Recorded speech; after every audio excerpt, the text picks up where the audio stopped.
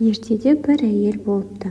ол күнде құдықтан су алуға келеді екен. бірақ оның шелегі суға толғанда өте ауыр болып көтере алмай қиналады екен. айлап солай әлек болып жүрген еді. бір күні тағы да шелегін шығара алмай әбден қиналып тұрған кезде қасына бір ақсақал келіп, ақсақал шелекті еш қиналмай-ақ оп-оңай шығарып беріпті.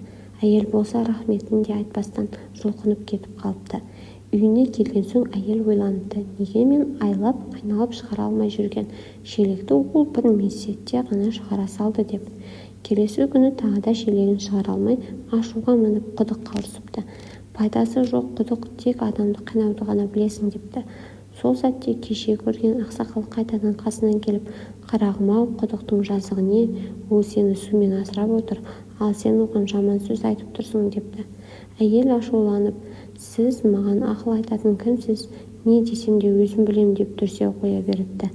сонда ақсақал сабырмен былай деген екен, шырағым, күнә құдықта емес, күнә өзіңде, сенің ішің толған жағымсыз ой, қанағатсыздық пен реніш. сол себепті шелегің саған күнде ауыр көрінеді. құдықтан әрең шығаратын шелегің өзіңнің жиналған күнәларыңмен тең деген екен.